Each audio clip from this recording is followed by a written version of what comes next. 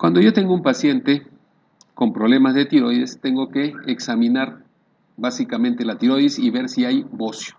¿Qué es un bocio? Solamente es el crecimiento de la glándula tiroidea. Y este bocio puede ser atóxico. ¿Cuándo se llama atóxico? Cuando generalmente no produce mucha cantidad de hormonas que puedan originar manifestaciones clínicas. Los bocios atóxicos son de dos tipos, el coloide y el nodular.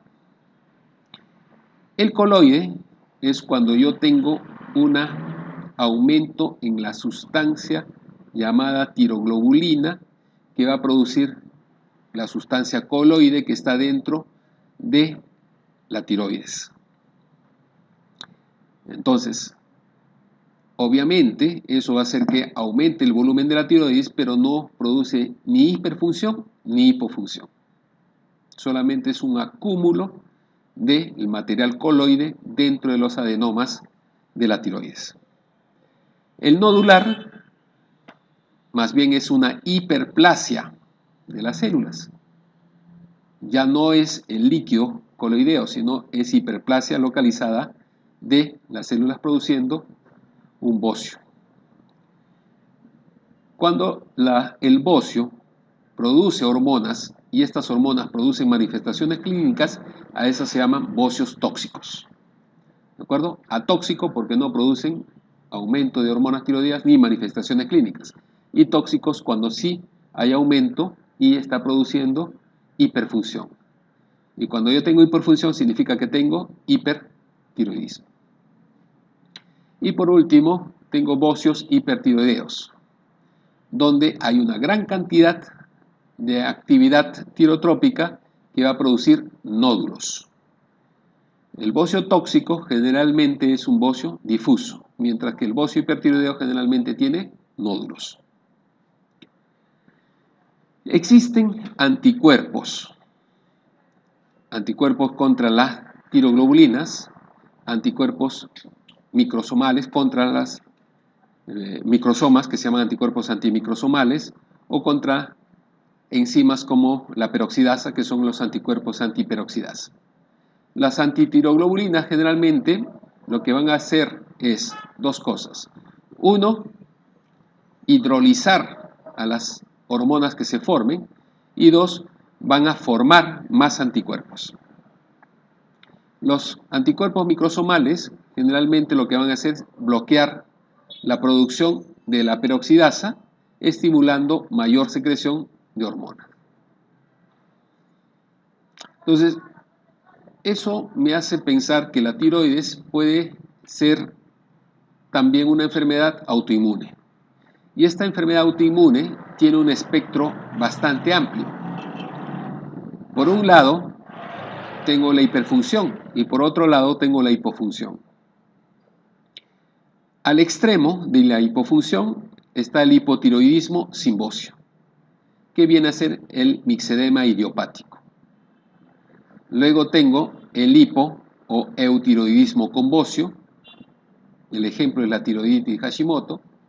Luego tengo un eutiroidismo con o sin bocio, la enfermedad de Graves, ¿no? Eutiroidea, la enfermedad de Graves eutiroidea, y la última que viene a ser el hipertiroidismo con bocio, que viene a ser la enfermedad de Graves, pero descompensada.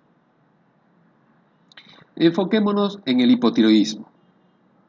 Generalmente es una enfermedad de inicio lento, de diagnóstico a veces difícil porque es lento también, igual que la acromegalia, es lenta su presentación, es frecuente en personas mayores. Los síntomas pueden confundirse con los síntomas del envejecimiento. ¿Por qué? Porque recuerden que cuando ustedes nacen, ¿con cuánto de frecuencia cardíaca salen a la vida? Con una frecuencia de 140, más o menos en promedio. ¿Y en sus abuelitos cuánto tienen de frecuencia cardíaca? ¿Alguna vez se les ocurrió tomarle el pulso a sus abuelitos? La frecuencia de los abuelitos está entre 60 y 70. Mientras más viejos nos hacemos, menos frecuencia cardíaca. ¿Cuánto es la frecuencia normal respiratoria de una persona joven? Lo máximo. 20 respiraciones por minuto. ¿Cuál es lo máximo de una persona mayor de 60 años? 16 por minuto. O sea, según una persona que tiene 65, 70, usted le encuentran 20, no me vayan a poner normal. Para esa persona de esa edad, esa respiración ya es alta y tengo que buscar alguna causa de eso. La temperatura, ¿cuál es la temperatura promedio de una persona joven? En promedio es 36,8, 36,9, pero se estandarizó en 37 para que nadie se olvide. ¿Cuál es el promedio de una persona vieja mayor de 65 años?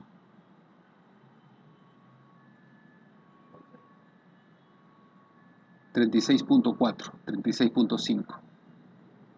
Hipotermia.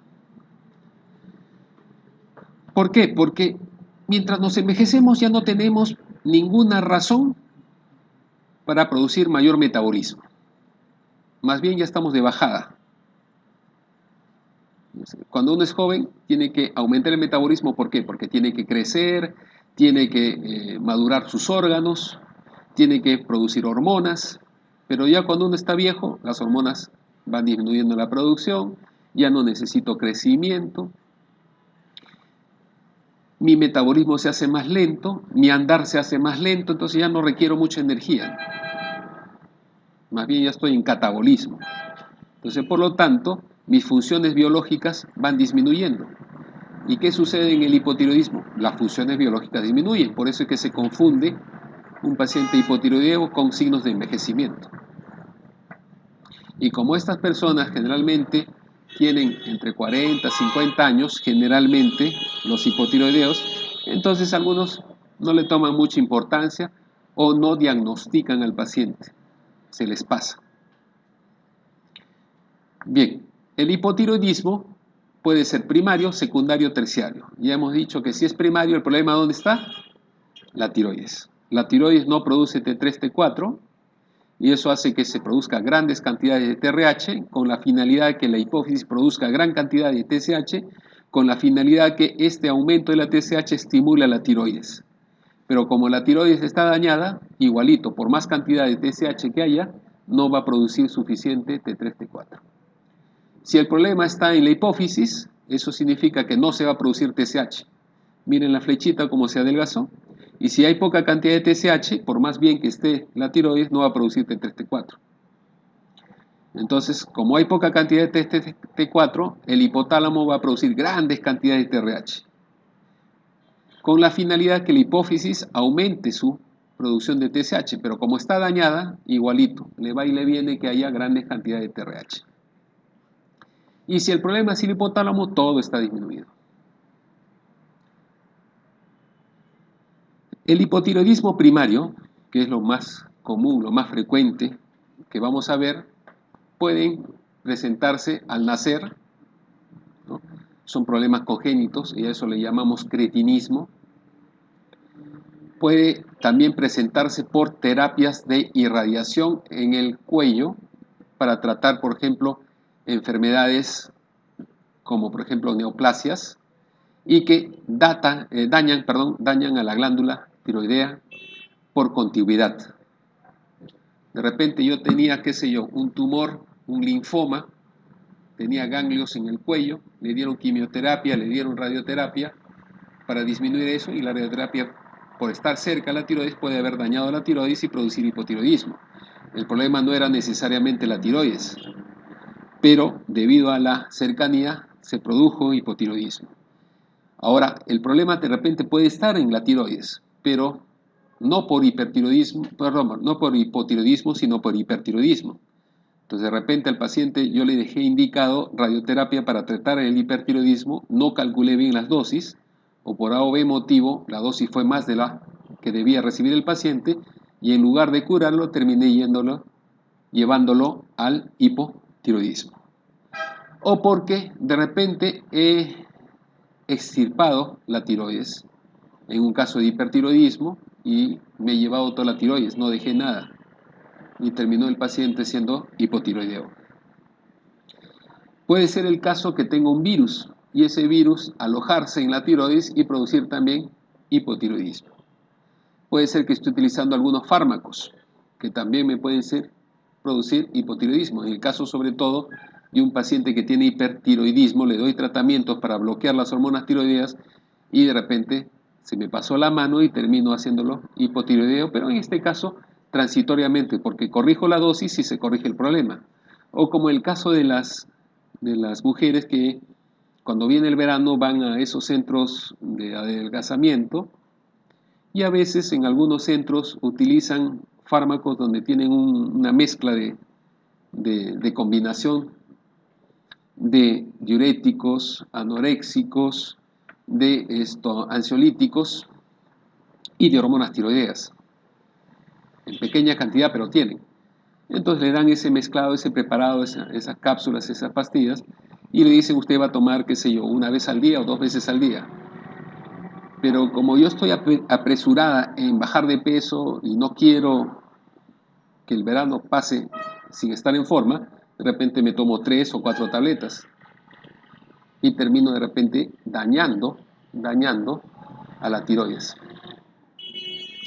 produciendo un hipertiroidismo que puede a la larga producir una reacción inflamatoria y producir un hipotiroidismo al final. El litio, la miodarona, también pueden producir hipotiroidismo primarios. Si fuera secundario, ya hemos dicho que el déficit es de TSH, y en este caso, nuevamente, adenomas hipoficiarios, necrosis de la hipófisis, sobre todo si estoy frente a un Sheehan, o traumatismos. Y si el problema es en el hipotálamo, alteraciones que estén de órganos vecinos al hipotálamo, que estén produciendo compresión en este, o alteraciones en el sistema portal que ya hemos mencionado. ¿Qué fármacos pueden producir hipotiroidismos? Los fármacos que generalmente producen hipotiroidismo son aquellos que van a pelearse por el transportador. Recuerden que las hormonas, para que vayan a su sitio de acción, necesitan proteínas. Y generalmente las hormonas se transportan a través de la albúmina o a través de las globulinas. Entonces, si yo tengo fármacos que se unen preferentemente a la albúmina y a la globulina, me va a dejar a la hormona sola. No va a tener su transportador. Y al no tener transportador, no va a llegar a su sitio de acción. Y por lo tanto, no va a haber la función necesaria. Y va a terminar haciendo hipotiroidismo. ¿Qué fármacos son esos? Estrógenos, metadona, clofhidrato, heroína, tamoxifeno. Recuerden que a veces utilizamos el clofhidrato para el tratamiento de dislipidemias. Así que hay que tener cuidado. Las manifestaciones del sistema nervioso central: deterioro de la memoria, indiferencia, apatía, enlentecimiento mental, que es lo que nosotros llamamos bradisiquia, enlentecimiento físico, que es lo que llamamos bradiquinesia. El hablar es lento, la voz es ronca en el paciente, hay fatiga, somnolencia, intolerancia al ejercicio. ¿Por qué hay intolerancia al ejercicio? Porque puede haber miopatías. ¿Y por qué hay miopatías? Porque hay anticuerpos que van contra los músculos en los pacientes hipotiroideos. ¿Y qué músculos son los que más se afectan? Los músculos proximales. Entonces, cuando ustedes evalúen músculo proximal. Por ejemplo, ¿cómo evalúan un músculo proximal? Por ejemplo, el bicipital. ¿Cómo evalúan el bicipital? Le hacen que el paciente ponga la mano en esta posición y ustedes tratan de jalar, extender la mano. Le dicen al paciente que evite que ustedes extiendan el brazo. Entonces, al hacer resistencia, ustedes pueden ver si tiene fuerza o no el paciente. Entonces, un músculo proximal. Cuando quieren ver, por ejemplo, tríceps, lo que hacen es colocan el puño hacia adelante y le dicen al paciente que trate de ganarles, que trate de bajar el brazo. Entonces, con esa forma ustedes pueden ver si tiene fuerza muscular proximal. A diferencia de la fuerza distal, que es cuando ustedes le dicen al paciente que le aprieten 3 dedos. Ustedes le dan 3 dedos al paciente y le dicen, apriétame esos 3 dedos y hazme doler. Esos son músculos distales. ¿De acuerdo? Entonces ven músculos proximales. Otra forma de ver, ¿cuál es? Lo que ustedes hacen muchas veces en el examen físico, la maniobra de Barré. Le dicen al paciente, extiende el brazo, los 2 brazos, y le dicen que lo mantenga en esa posición. Si el paciente tiene disminución de la fuerza de los músculos proximales, ¿qué va a pasar? el brazo va a ir bajando poco a poco sin que el paciente pueda evitarlo porque no tiene la suficiente fuerza en los músculos proximales para mantenerlo en la posición inicial. Y en las piernas también pueden hacer la maniobra de Mingazzini. Colocan al paciente en el cúbito dorsal, le piden que forme un ángulo de 90 grados entre la pierna y el muslo y ven que la pierna no caiga. O por último le pueden decir al paciente, sobre todo aquel que no es adulto mayor, le dicen póngase de cuclillas y levántese cuantas veces pueda. Entonces, si ustedes ven que solamente puede una o dos veces, lo más probable es que este paciente tenga déficit de los músculos proximales. ¿De acuerdo? Obviamente eso no lo van a pedir en un paciente adulto mayor, ¿no? Porque la artrosis, la disminución de la masa muscular va a impedir que el paciente se levante de forma normal. Pero en un sujeto adulto joven sí pueden pedirle que haga eso. ¿Qué más puede haber? Puede haber neuropatías periféricas. Ya habíamos mencionado que en la acromegalia puede haber signo del túnel carpiano. Acá también puede haber signo del túnel carpiano. Retardo mental, sobre todo en los pacientes que tienen cretinismo, es decir, hipotiroidismo congénito. Puede haber resequedad y aspereza en la piel, hiperkeratosis, el cabello puede ser ralo y fino, disminución del pelo y del vello corporal, las uñas son quebradizas, hay carotinemia y hay edema duro, es decir, un edema que no deja fovea, eso se llama mixedema. El paciente tiene disminución del metabolismo basal, tiene intolerancia al frío, hay aumento de peso y disminución del recambio de T4. Ya hemos dicho que en el hipotiroidismo puede haber ¿qué cosa? Galactorrea porque hay hiperprolactinemia. Recuerden que como el metabolismo está disminuido, tengan cuidado con los medicamentos porque el metabolismo de las drogas, de los medicamentos, está disminuido. Puede haber menorragia, infertilidad, aumento del volumen de la silla turca, si sobre todo estamos hablando de un hipotiroidismo secundario. En el primario no tiene nada que ver la silla turca, en el secundario sí. Puede haber bradicardia.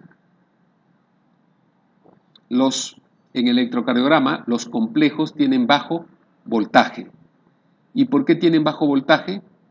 Porque recuerden que cuando ustedes ponen los electrodos para el electrocardiograma, lo colocan en los 4 miembros. Y si el paciente tiene mixedema, eso significa que va a haber una alta impedancia y no va a haber una buena transmisión del impulso eléctrico del electrodo hacia la piel. Y por lo tanto no va a poder registrar el voltaje adecuado.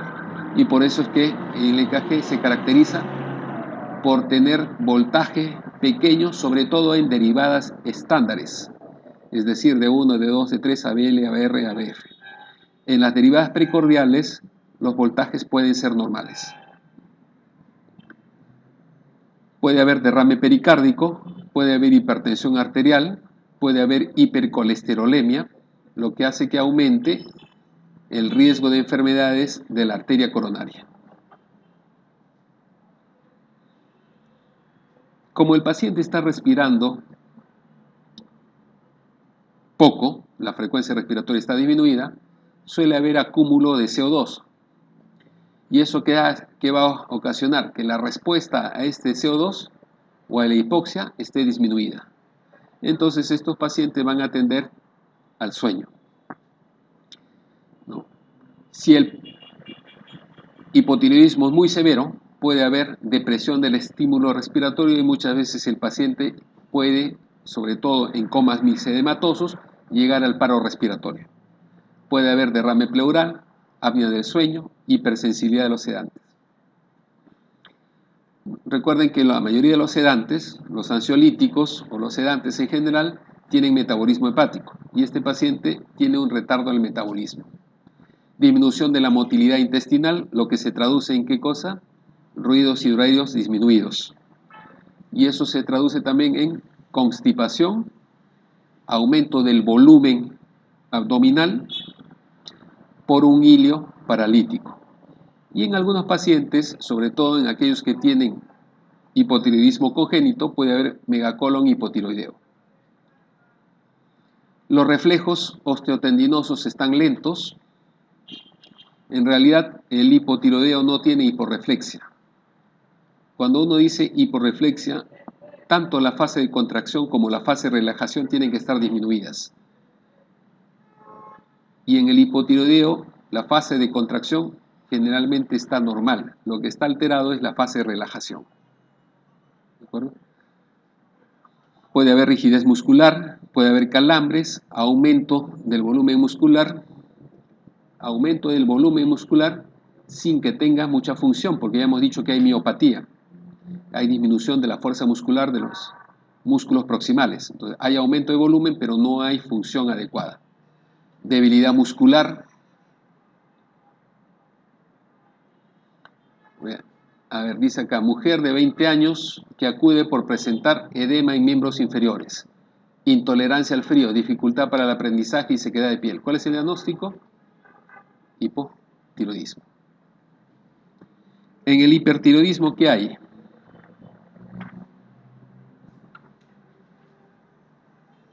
Cuando nosotros hablamos de hipertiroidismo tenemos que tener en cuenta estas dos definiciones que son importantes. Una es la tirotoxicosis y el otro es el hipertiroidismo. No son sinónimos, por si acaso.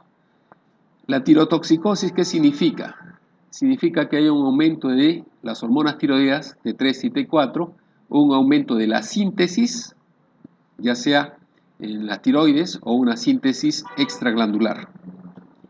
¿De acuerdo? Y el hipertiroidismo es el aumento de las hormonas tiroideas solamente de origen glandular. La prevalencia es de 1%, ¿no?, que puede llegar hasta 4 o 5%, es más predominante en mujeres, 5-1, y generalmente en la enfermedad de Graves provoca del 60 a 80% de todas las tirotoxicosis. Entonces, tirotoxicosis con hipertiroidismo. ¿De acuerdo? Tengo en el hipertiroidismo primario la enfermedad de Graves, que es la más característica de todas. El bocio multinodular tóxico, el adenoma tóxico o las metástasis de un cáncer de tiroides. Si fuera un hipertiroidismo secundario, tengo que pensar en adenomas hipofisiarios secretores de TSH o un síndrome de resistencia a la hormona tiroidea.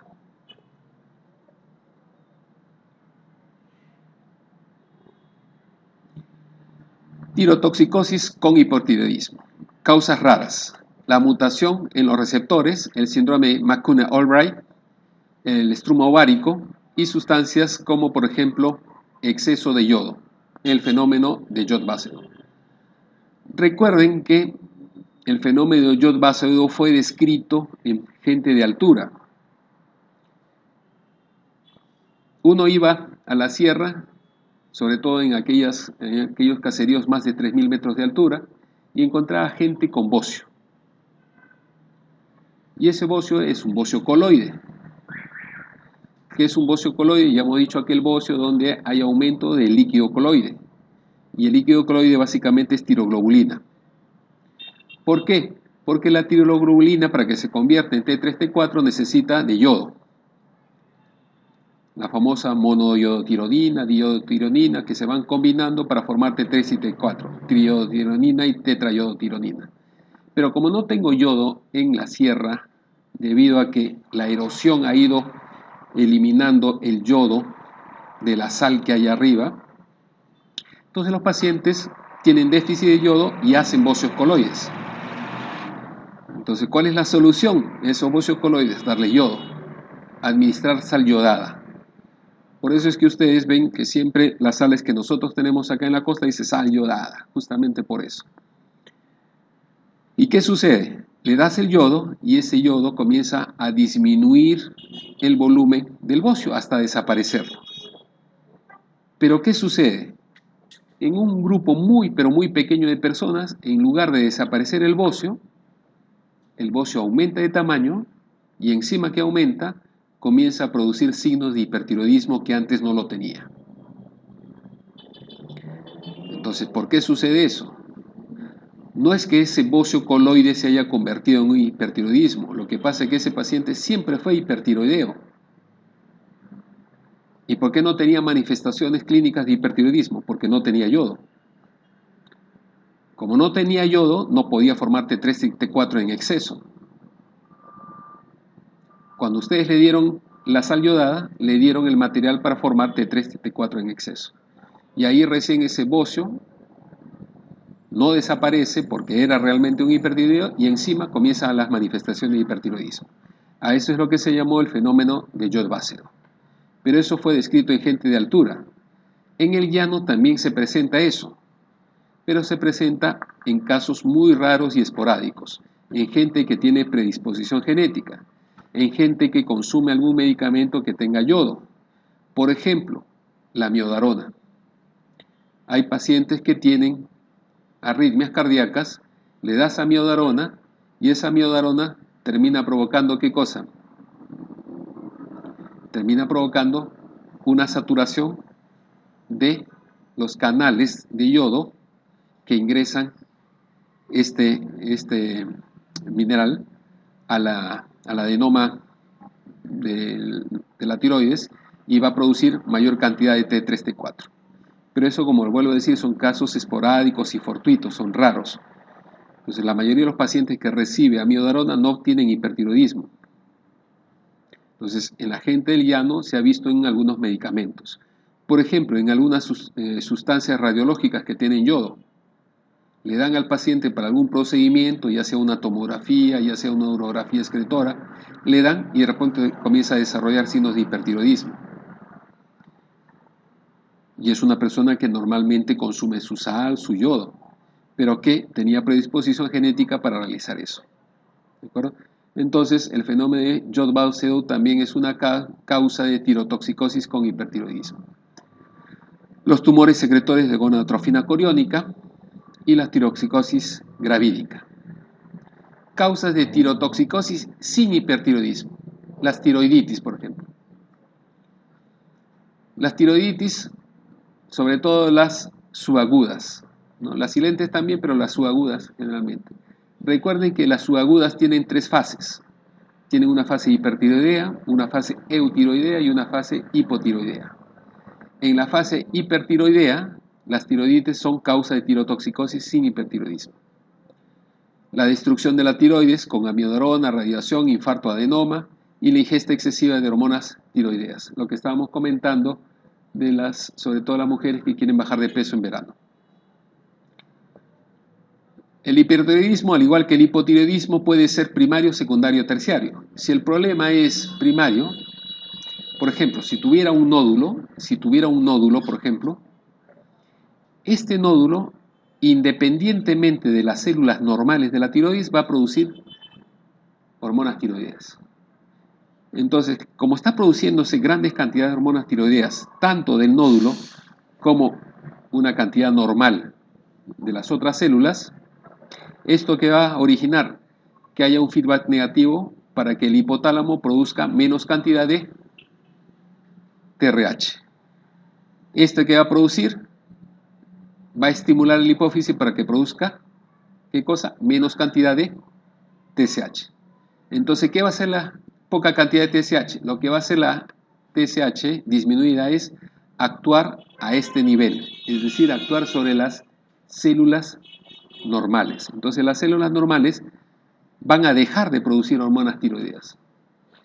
Pero como al nódulo no le importa lo que diga el TSH, va a seguir produciendo por su cuenta, entonces el paciente siempre va a tener grandes cantidades de hormonas tiroideas porque el nódulo, independientemente de lo que diga la hipófisis, va a producir esas hormonas.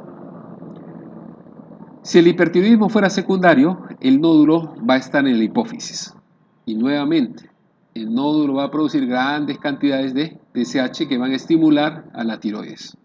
La tiroides va a hacer un feedback negativo para que el hipotálamo produzca menos TRH y este TRH disminuido va a actuar sobre la parte verde, la parte donde hay células buenas.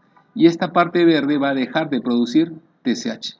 Pero como al nódulo no le interesa lo que diga el TRH, igualito va a producir grandes cantidades. Lo mismo va a pasar en el hipotálamo. En conclusión, por eso es que cuando ustedes le toman una gamografía a un paciente con hipertiroidismo, van a ver una zona hipercaptadora, que vendría a ser el nódulo, y el resto de la tiroides prácticamente no se ve bien. ¿Por qué? Porque el déficit de las hormonas impide que produzcan la T3 y T4. Causas de hipertiroidismo. Tengo la enfermedad de Graves, ¿no?, donde voy a tener un bocio difuso, es la causa más común. Los adenomas tóxicos, como por ejemplo la enfermedad de Plumber, que tiene un nódulo, o el adenoma único, o los adenomas múltiples, donde tengo más de un nódulo.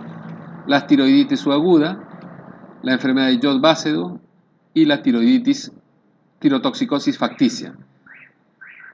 Se llama facticia porque no está enfermo ni el hipotálamo, ni la tiroides, ni el hipófisis, ni tengo ningún órgano que esté produciendo TSH ni T3, T4, sino es facticia porque estoy consumiendo más de la cuenta hormonas tiroideas.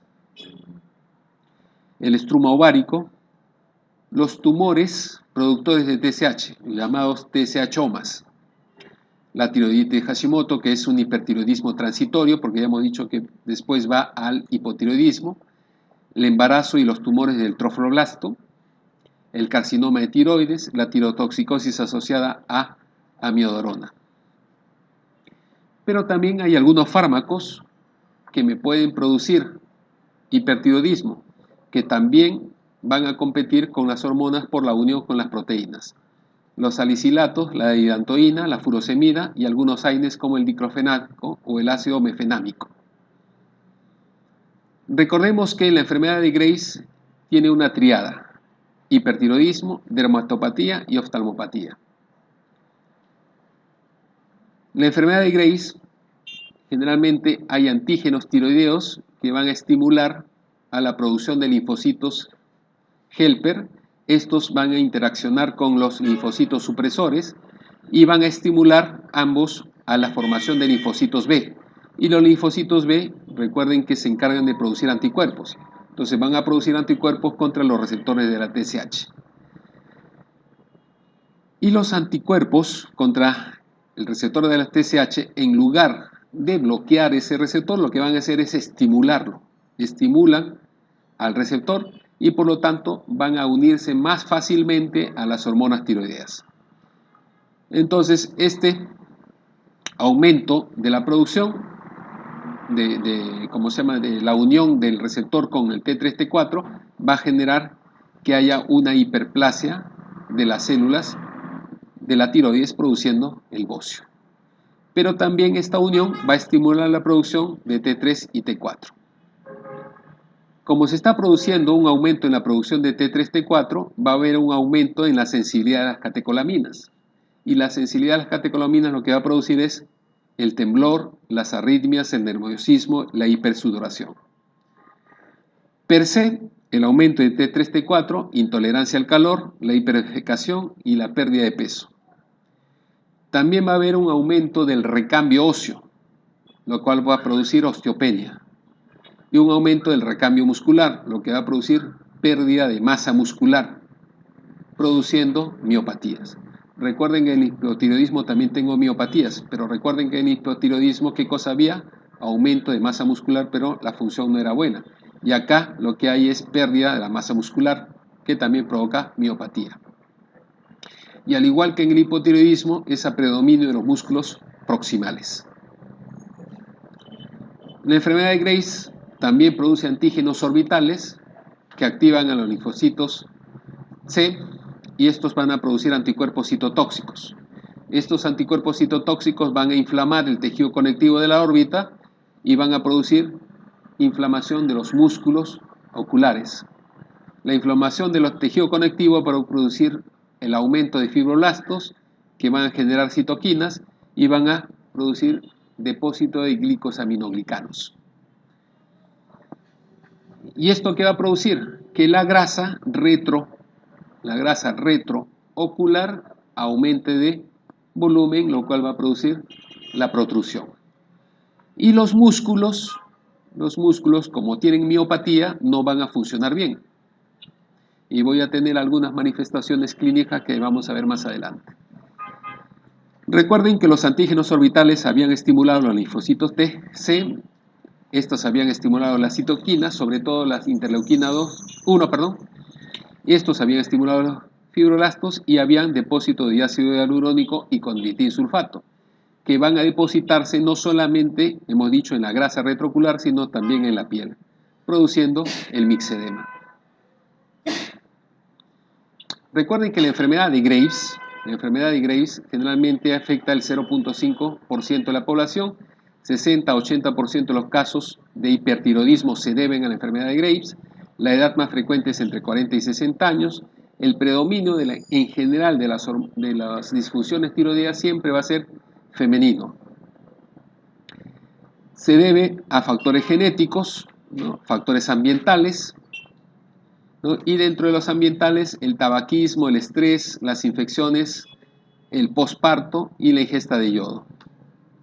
La mortalidad en la enfermedad de Graves alcanza el 10 al 30% cuando no tiene tratamiento.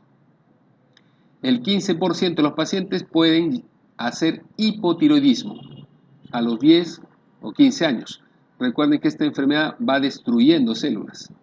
Entonces, algunos pacientes pueden llegar a hacer hipotiroidismo, 15%. ¿Cuándo sucede esto? Cuando el paciente tiene una duración de la enfermedad entre 10 y 15 años. El paciente puede empeorarse en los 3 a 6 meses, ¿no? Generalmente, de iniciado la enfermedad, tiene una fase de meseta entre 12 y 18 meses y luego hay una mejoría espontánea del cuadro o el 5% muere por una tirotoxicosis fulminante. El adenoma tóxico también es más frecuente en mujeres, solamente representa el 5% de la tirotoxicosis. Generalmente son adenomas que miden más de 3 centímetros y la tirotoxicosis generalmente es leve, ¿no? Acá tienen un ejemplo de un bocio en el lóbulo izquierdo. El bocio multinodular, 1, 2, 3 nódulos, ¿no? Generalmente son más de 2 nódulos tóxicos en pacientes mayores de 50 años.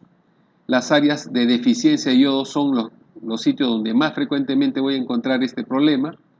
La gammagrafía, hay zonas de hiper y de hipocaptación, por lo que les mencionaba, la zona de hipercaptación son los nódulos y la zona de hipocaptación es el tejido bueno que está respondiendo a la disminución del TSH. Como estos nódulos son grandes y son numerosos, pueden producir efectos mecánicos, como que disfagia y disnea. Entonces, algunas manifestaciones oculares del hipertiroidismo son el exoftalmos, que ya habíamos dicho, por aumento del infiltrado de la grasa retrovulvar. El globo sale. Pero también hay otra manifestación que es la retracción del párpado superior. ¿Cómo yo puedo distinguir? Olvidémonos de este ojo. Tengo este ojo y tengo este ojo. ¿Por qué yo digo que este es exoftalmos y por qué yo digo que este es una retracción del párpado?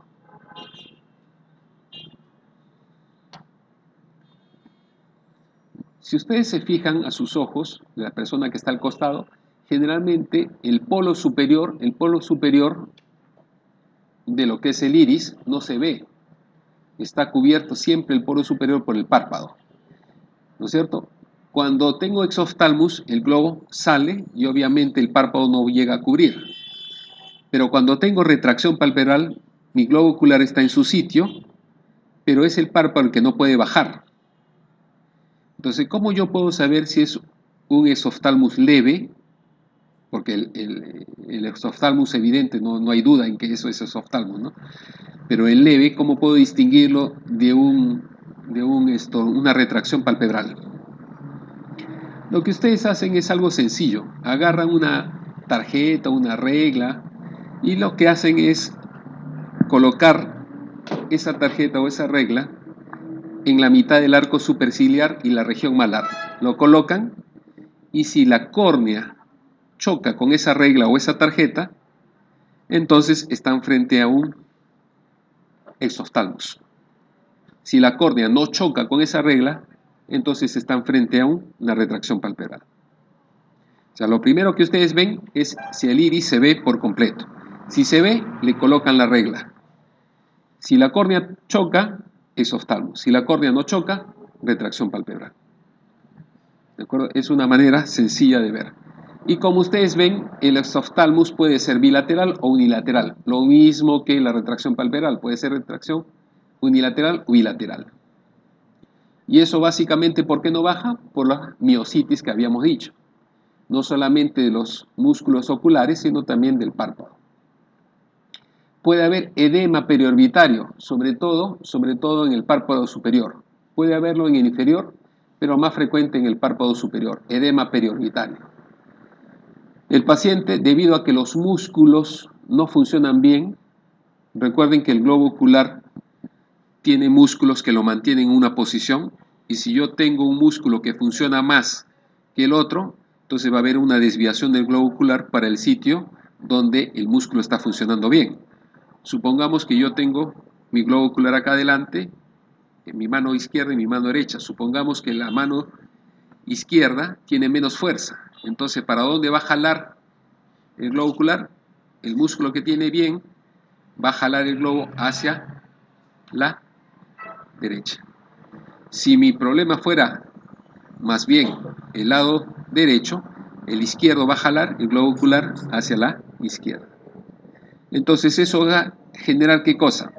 Si el problema es más de un lado que del otro, lo que va a generar es un enfoque inadecuado que a la larga el paciente va a ver como visión doble o diplopía.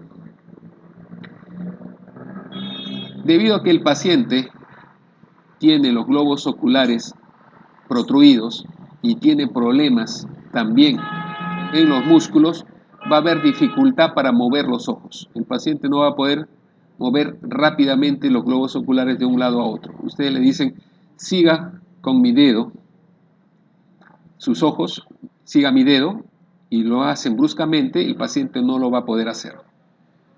En una persona normal, sí, pero en un paciente hipertiroideo, no, debido a la miositis y al exoftálmus que tiene. Si es muy grande el exoftálmus, eso significa que hay una presión de la sustancia adiposa que está empujando al globo ocular hacia afuera sobre el nervio óptico. Y esa presión sobre el nervio óptico puede dañarlo produciendo amaurosis. Recuerden el signo de Möbius. ¿En qué consiste? Recuerden, si ustedes ponen el dedo o un lápiz o cualquier cosa delante del paciente y le dicen siga con su vista mi dedo, y van acercando el dedo hacia el paciente, el globo ocular va a ir poco a poco produciendo lo que nosotros comúnmente llamamos una mirada virola, ¿no? El paciente junta los globos oculares. Eso es lo normal. Pero en el paciente hipertiroideo, miren que esta vista sí siguió al lápiz, pero esta vista no. Se perdió, no viroleó. Entonces significa que este globo ocular tiene algún problema en el recto interno porque no ha jalado el globo ocular hacia la parte interna. Entonces, ¿qué cosa hay? Hay estrabismo en los pacientes, y eso se llama el signo de Möbius. El signo de Jane-Drax-Rein, que consiste en la parálisis de los músculos extraoculares. ¿Esto qué significa? Que este paciente, por ejemplo, no va a poder bajar los párpados en forma normal. El signo de Kocher, que significa la mirada fija y atemorizada, ¿no? Da la impresión de que el paciente estuviera asustado. Lo que pasa es que acá hay una combinación de la retracción palpebral, de la miositis de los músculos extraoculares y de el exoftálmus. Recuerden que el paciente, como no puede parpadear bien, eso significa que la lágrima no va a lubricar en forma uniforme a todo el globo ocular. Recuerden que los conductos lagrimales están en la parte externa superior. Entonces forma la lágrima y el parpadeo hace que se reparte en forma uniforme por todo el globo ocular. Debido a que este paciente no tiene un buen parpadeo porque tiene retracción, tiene exoftálmus, eso significa que estos pacientes pueden hacer queratitis o úlceras corneales si es que no se le da lubricantes o lágrimas artificiales. El signo de Mengs-Griffith-von Keller, que significa una demora del párpado inferior al mirar hacia arriba. O sea, tú le dices al paciente, mire hacia arriba, y automáticamente nuestro párpado inferior, ¿no?, se levanta. Obviamente el párpado inferior no es un músculo muy desarrollado, pero sí se nota que se levanta cuando nosotros miramos hacia arriba. Y eso genera en el hipertiroidismo un retraso al mirar hacia arriba. El signo de Snellen, que consiste en colocar el estetoscopio sobre el globo ocular. Recuerden que el paciente con hipertiroidismo tiene el metabolismo aumentado, por lo tanto tiene, ¿qué cosa? Taquicardia. Por lo tanto, va a haber mayor flujo sanguíneo a nivel ocular. Entonces, si ustedes colocan el estetoscopio, pueden escuchar muchas veces soplo. El signo de Stellwach, que significa disminución del parpadeo. Nosotros inconscientemente estamos parpadeando, no nos damos cuenta cuántas veces parpadeamos, pero lo hacemos. Un paciente que tiene hipertiroidismo tiene disminución de eso. La diplopía que llamamos. El signo de Topolansky, que significa la congestión pericordial del ojo. Y eso es debido a que, como no hay una buena lubricación de las lágrimas, se irrita el globo ocular y se pone rojo. A ustedes les ha pasado cuando han estado frente a la computadora durante mucho tiempo, ¿no? Están ahí mirando atentamente a la pantalla, leyendo de repente un artículo, qué sé yo, y de pronto sienten los glóbulos oculares irritados, ¿no? Les arde, se van al espejo y se miran, está completamente rojo. Entonces eso es lo mismo que sucede en los pacientes con hipertiroidismo. Hay otro signo que no está acá y que consiste en lo que es la asimetría pálpebro-frontal. Si nosotros le pedimos a una persona que mire hacia arriba, siempre arruga la frente. Siempre arruga la frente. En mayor o menor grado, pero siempre se arruga la frente. Un paciente con hipertiroidismo no arruga la frente cuando mira hacia arriba. ¿Qué pasa a nivel cardíaco? Hay un efecto cronotrópico positivo, ¿no es cierto? Es decir, el paciente tiene aumento de la frecuencia cardíaca, aumento dromotrópico, que significa la fuerza con que el corazón late. Ustedes pueden poner la mano en el pecho del paciente y van a sentir el latido bastante fuerte. El paciente puede tener insuficiencia cardíaca, hipertensión arterial, sobre todo sistólica. Hay aumento del gasto cardíaco en reposo, aumento de la contractilidad miocárdica. Hay a nivel digestivo aumento de la motilidad intestinal, ¿no?, lo cual genera hiperdefecación o diarrea. Recuerden que hiperdefecación y diarrea se diferencian en la consistencia. Una persona de repente defeca 5 veces al día. Si es acuoso, eso lo llamamos diarrea. Si es de consistencia normal, eso lo llamamos hiperdefecación. En el paciente hipertiroideo lo más frecuente es hiperdefecación que la diarrea. Lo que estamos diciendo, la debilidad muscular, el signo de Plummer, al igual que en el hipotiroidismo, lo que hago es al paciente decirle que se ponga de cuclillas o que se vaya a sentar, ¿no?, estando parado, que se siente en una silla con los brazos hacia adelante, ¿no? Entonces, al sentarse uno va a ver que hay debilidad y muchas veces el paciente no puede, hacerlo de forma adecuada. Hay atrofia muscular, hay hiperreflexia, que está mal dicho, ¿no es cierto? Al igual que en el caso del hipotiroidismo, la traducción es mala, ¿no? Por traducir de los gringos, nosotros ponemos al hipotiroideo hiporrefléxico y al hipertiroideo hiperrefléxico. Ya hemos dicho que en el hipotiroidismo, ¿qué cosa hay? Hay un retraso en la fase de relajación. Y acá hay un acortamiento en la fase de relajación. La piel es una piel aterciopelada, es húmeda, es delgada, es fina, es una piel delgada, fina, es caliente. Miren cómo el lecho unguial se ha despegado de la uña y da esa apariencia media blanquecina porque se ha despegado. A eso se llama onicolisis. No es que la uña se destruya, sino que se despega del lecho unguial. Onicolisis. El pelo es fino, hay caída del cabello, hay hiperhidrosis, o sea, la piel está bastante sudorosa, hay intolerancia al calor, el paciente no soporta el calor, ¿no? Acá está mal, es disminución del peso con apetito normal o aumentado. Borren, no es aumento, es disminución del peso. el paciente puede comer un montón, pero nunca gana peso, más bien baja. Oligomenorrea y amenorrea, ginecomastia en los pacientes varones, el paciente tiene nerviosismo, labilidad emocional, el temblor es un temblor fino, no es un temblor grosero, sino es un temblor fino. Ustedes pueden evidenciarlo eso colocando al paciente con la mano extendida y encima de su mano colocan un papel y van a ver cómo el papel comienza a temblar. Hay apatía en los pacientes viejos, hay el signo de Marie, que es el temblor del cuerpo y de las extremidades. El diagnóstico se hace mediante las pruebas de función tiroidea, es decir, lo que voy a hacer es solicitar las hormonas tiroideas T4, T3 y TSH si es que fuera necesario, ¿no es cierto? El T4 se prefiere utilizar el T4 libre.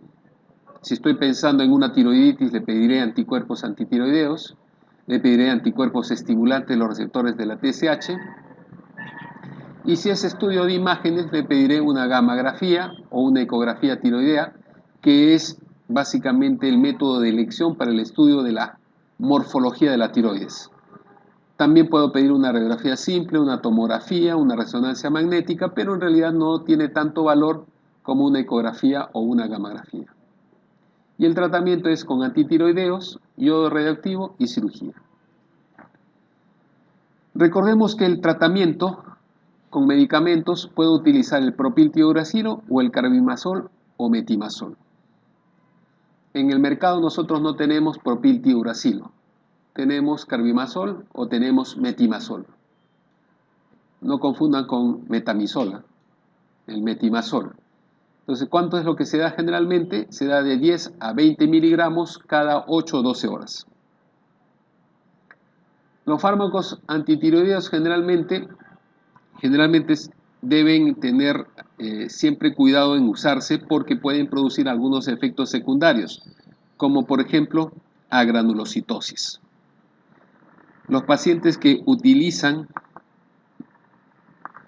los antitiroideos, sobre todo el carbimazol o el metimazol, pueden tener tendencia a hacer agranulocitosis y eso significa que pueden estar propensos a hacer enfermedades infecciosas severas. También, menos frecuente, pueden tener un síndrome parecido al lupus eritematoso sistémico, un lupus light, ¿no? Fiebre, que es común, rash, artralgias, urticarias, pero estas dos cosas hay que tener bastante cuidado.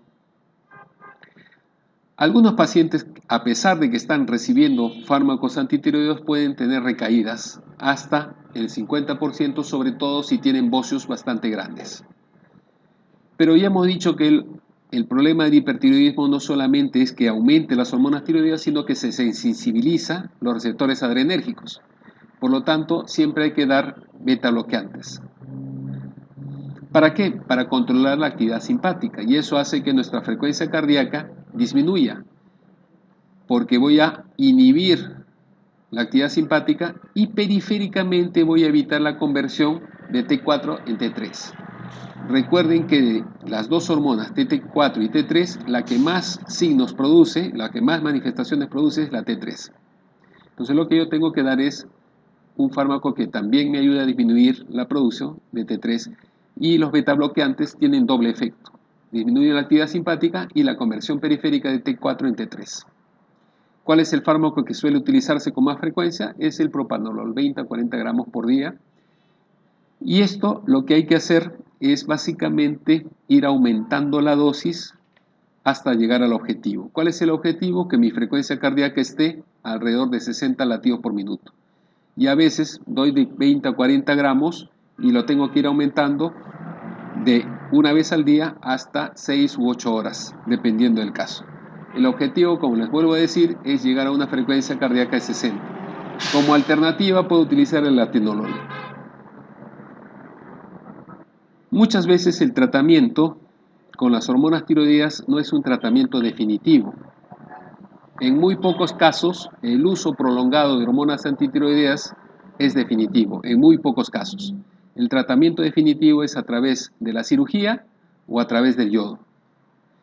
Entonces, la cirugía consiste en quitar parte de la tiroides. No podemos quitar toda la tiroides, ¿por qué? Uno, porque mi paciente va a ser hipotiroideo si quito tiroides.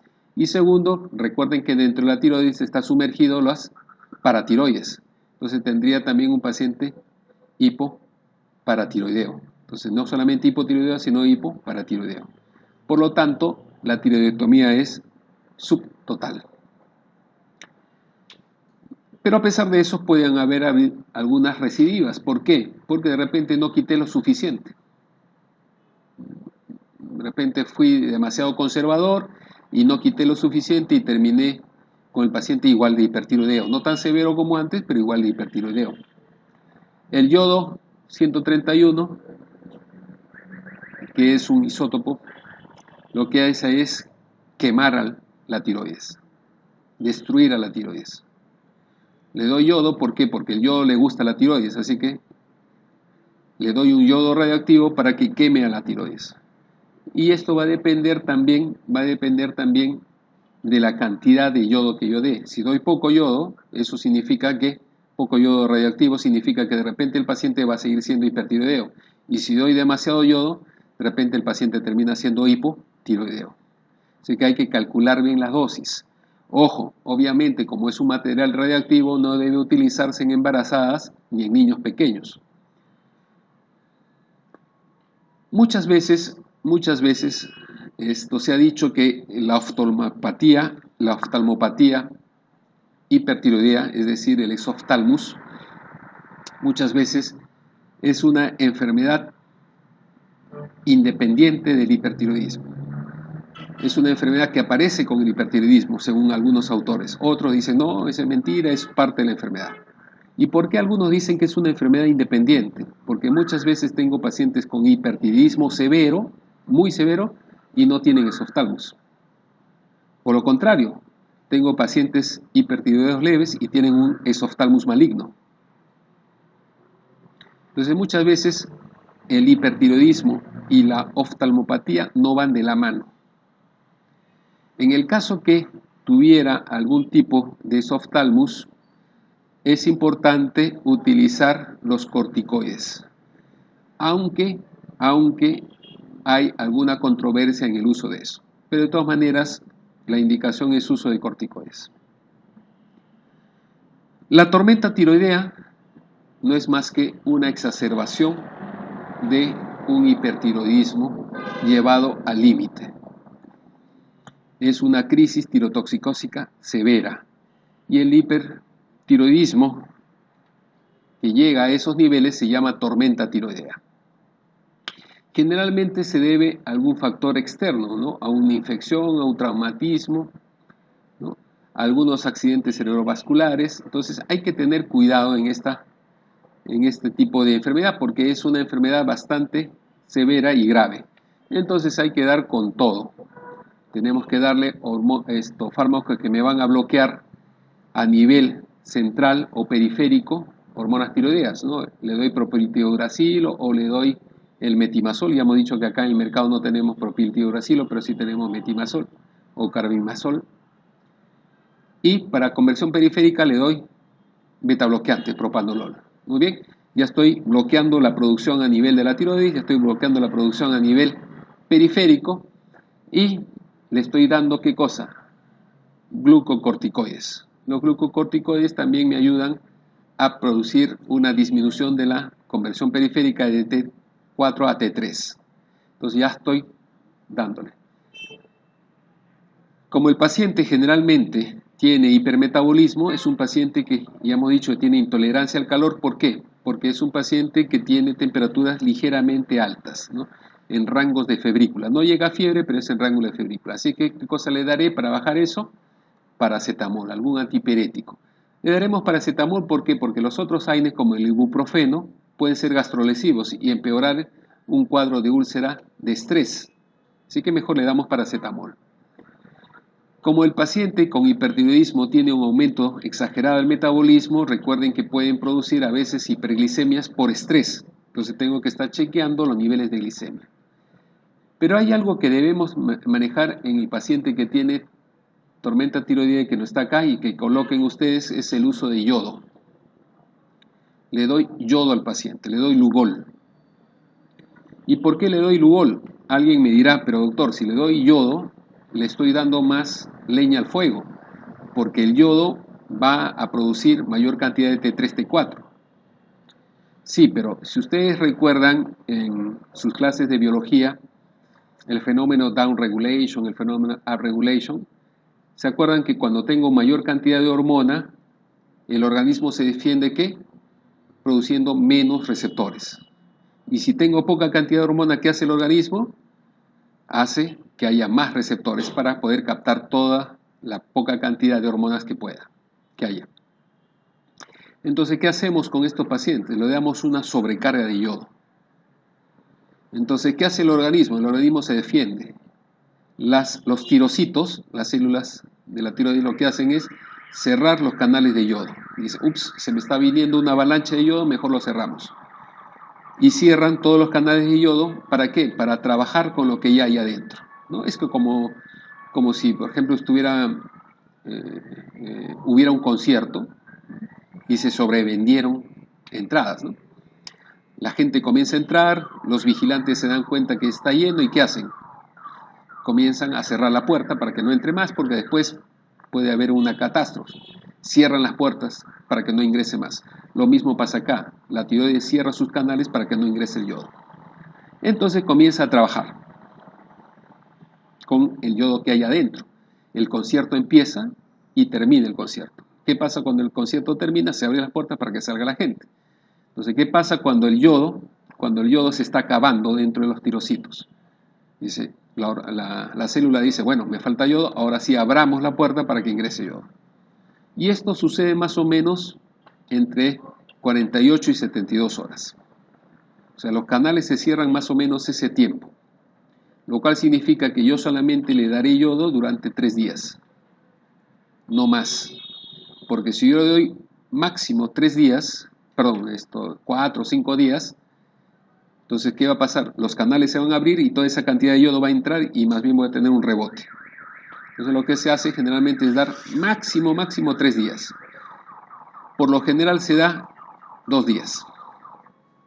¿De acuerdo? Entonces, de esa manera he dado tiempo a que los fármacos antitiroideos hagan su trabajo, ya sea los de origen central o los de origen periférico. Entonces, le he dado tiempo a que el paciente reaccione. ¿No es cierto? Entonces, acá falta el yodo en la tormenta tiroidea. ¿A eso qué se llama? Como esa característica bioquímica tiene un nombre. ¿Cómo se llama? ¿Se acuerdan? Así como había el efecto yodo base 2, hay el efecto. ¿Se acuerdan? Rokitansky. Ese es el nombre. La tiroiditis, recuerden que es una enfermedad autoinmune o infecciosa o tóxica, que va a generar la muerte de las células foliculares tiroideas, de los tirocitos. Y eso va a generar, ¿qué cosa? La liberación de las hormonas que estén en su interior. Cuando ustedes tienen una sustancia que está dentro de una célula y ustedes la revientan la célula, esa sustancia que está afuera se va a liberar. Entonces, como los tirocitos tienen hormonas tiroideas, al destruir se va a liberar hormonas tiroideas y por esa liberación puede haber periodos de hipertiroidismo que luego pasan. Ese periodo de hipertiroidismo generalmente es un periodo corto y eso lo vemos ¿en qué? Lo vemos sobre todo en los pacientes que tienen tiroiditis subagudas. Entonces la tiroiditis puede ser aguda, subaguda o crónica. Las tiroiditis agudas generalmente son tiroiditis infecciosas, ¿no? Problemas generalmente bacterianos o en general cualquier agente infeccioso. Si no es bacteriano, lo más probable es que sea viral. ¿De acuerdo? Estas tiroiditis generalmente no causan problemas de disfunción tiroidea, así que no me interesan mucho. Lo más que causan, ¿qué cosa es? Un problema infeccioso local. Puede haber tiroiditis supurativas, infecciosas supurativas, pero no va a ocasionar mucho problema de disfunción tiroidea. Quienes sí provocan problemas de disfunción tiroidea son las tiroiditis subagudas y las crónicas. Dentro de las subagudas, la característica principal, ¿cuál es? Que voy a tener dolor.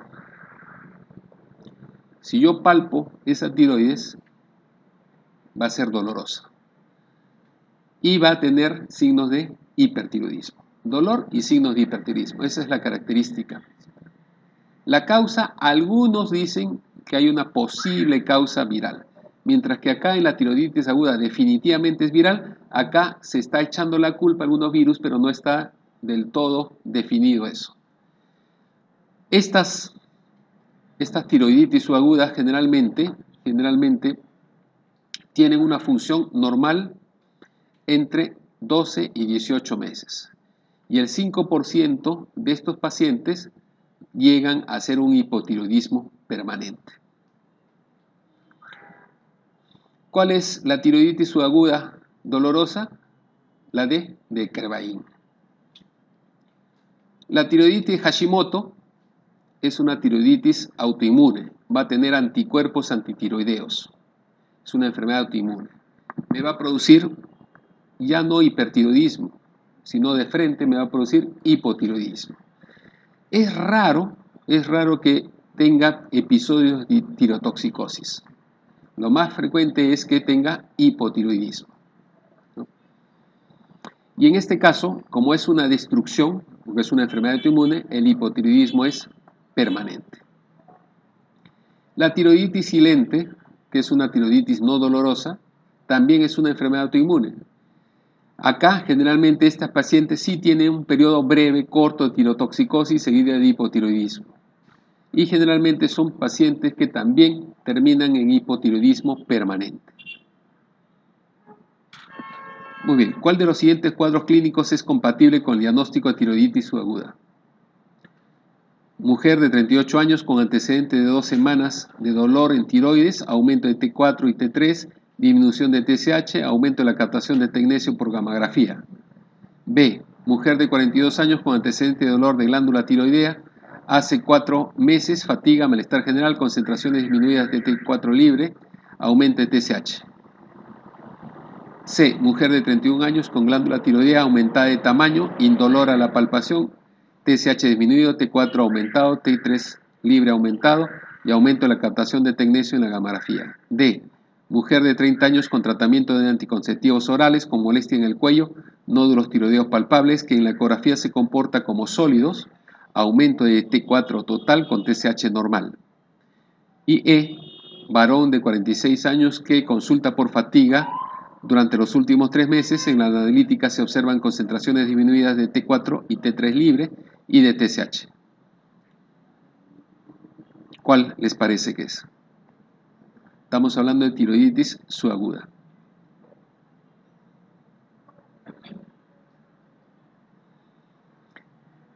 Facilísimo. Es paciente con dolor de glándula que tiene ¿qué cosa? Ya hemos dicho que las tiroiditis subagudas cursan con ¿qué? Hipertiroidismo, eutiroidismo e hipotiroidismo. ¿Qué cosa tengo acá? Tengo disminución de T4 libre y aumento de TSH. ¿En qué fase estamos? Si está disminuido el T4, es un hipotiroidismo. Pero recuerden que el paciente tenía dolor en la glándula hace 4 meses, tenía fatiga, malestar general, y esto me está indicando que este paciente tiene un episodio agudo. Y este episodio agudo